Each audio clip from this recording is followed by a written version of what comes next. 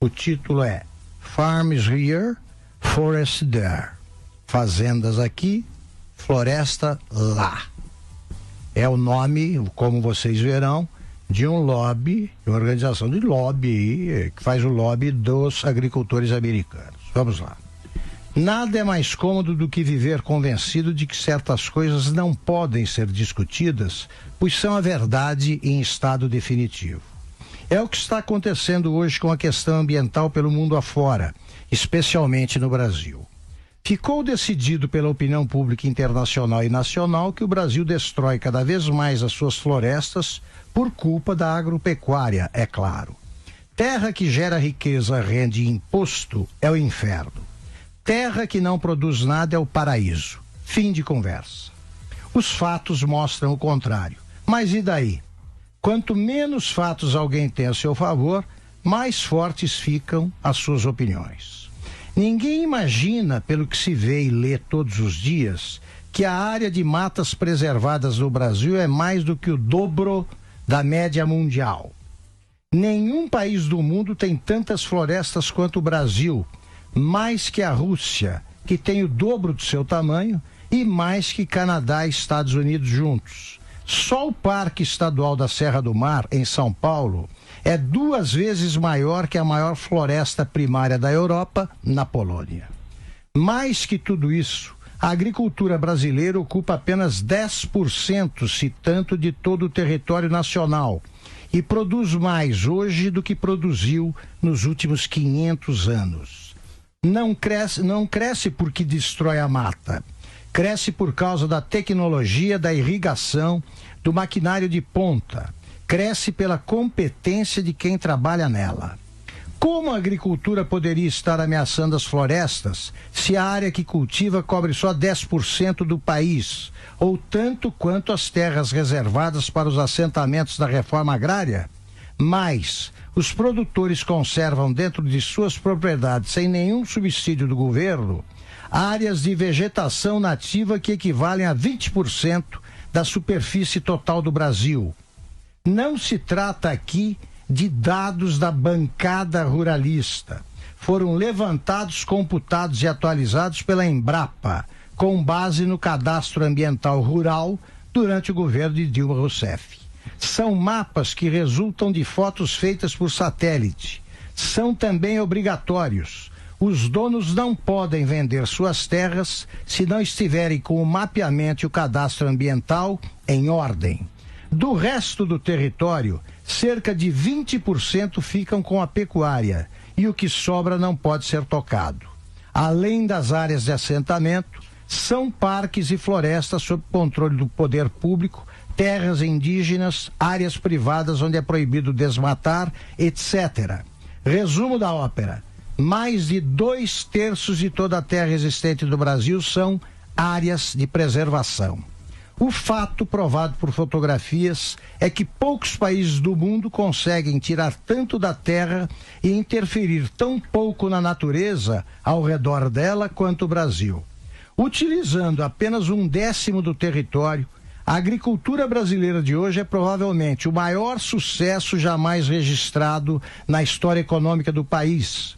A última safra de grãos chegou a cerca de 240 milhões de toneladas, 8 vezes mais que os 30 milhões colhidos 45 anos atrás. Cada safra dá para alimentar 5 vezes a população brasileira.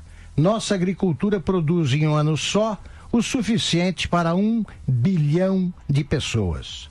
O Brasil é hoje o maior exportador mundial de soja, açúcar, suco de laranja, carne, frango e café. É o segundo maior em milho e está nas 5 primeiras posições em diversos outros produtos. O cálculo do índice de inflação teve de ser mudado para refletir a queda no custo da alimentação no orçamento familiar, resultado do aumento da produção. A produtividade da soja brasileira é equivalente à dos Estados Unidos. São as campeãs mundiais. Mais de 60% dos cereais brasileiros, graças a máquinas modernas e a tecnologias de tratamento do solo, são cultivados atualmente pelo sistema de plantio direto, que reduz o uso de fertilizantes químicos, permite uma vasta economia no consumo de óleo diesel e resulta no contrário do que nos acusam dia e noite. Diminui a emissão de carbono que causa tantas neuroses no primeiro mundo. Tudo isso parece uma solução, mas no Brasil é um problema.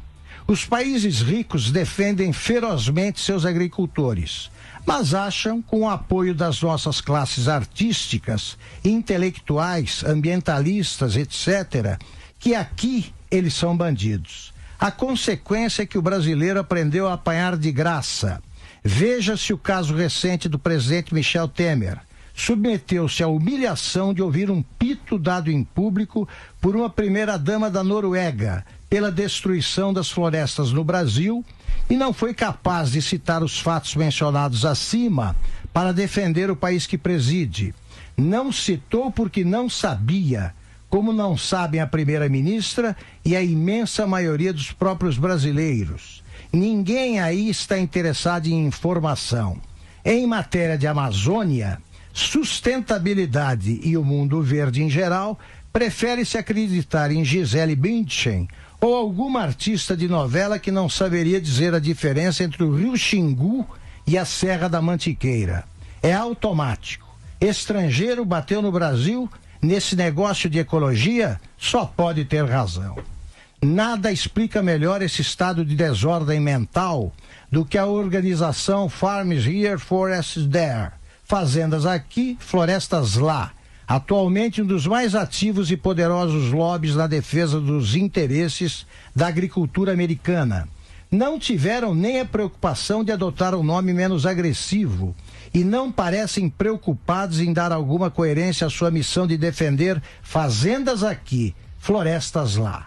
Sustentam com dinheiro e influência política os Greenpeaces deste mundo, inclusive no Brasil. Seu objetivo é claro: a agropecuária deve ser atividade privativa dos países ricos, ou então dos mais miseráveis, que jamais lhes farão concorrência e devem ser estimulados a manter uma agricultura familiar ou de subsistência com 2 pés de mandioca e uma bananeira, como querem os bispos da CNBB e os inimigos do agronegócio. Fundões como o Brasil não têm direito a criar progresso na terra. Devem limitar-se a ter florestas, não disputar mercados e não perturbar a tranquilidade moral das nações civilizadas, ecológicas e sustentáveis. E os brasileiros vão comer o quê? Talvez estejam nos aconselhando como Maria Antonieta na lenda dos brioches: comam açaí.